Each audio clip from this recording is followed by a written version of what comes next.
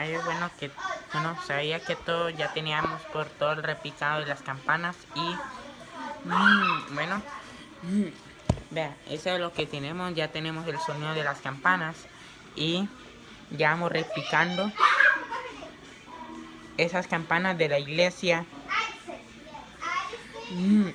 ¿Será que por todo lo que tenemos, hay que todo lo que tienen las campanas se toca todos los días? Y entonces hoy mismo estamos grabando este video para ver los sonidos de las campanas.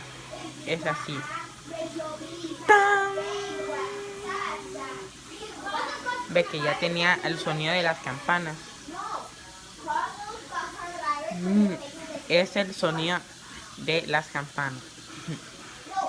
Ve que ya tenemos el sonido de esas campanas. Veo que ahí están las campanas y ya que la campana puede golpear y entendía todo. ¿Sabes qué? Es el sonido de las campanas. Tan, tan, tan. Tan, tan, tan.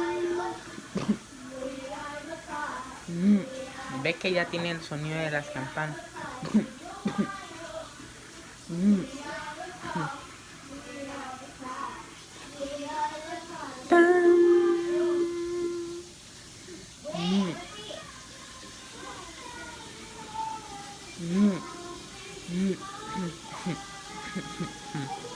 Aquí tenemos el sonido de las campanas, ya que la campana puede golpear.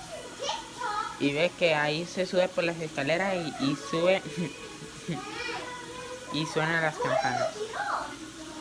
Tan, tan, tan. Ve que eso es así. Ve que ahí se golpea hasta ahí. La campana puede golpear así. Tan, tan, tan, tan, tan.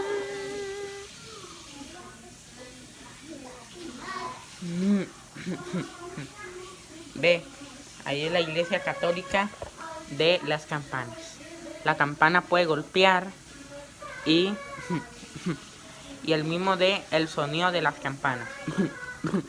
Ya que la campana puede golpear. Ve, ahí que tenemos todo.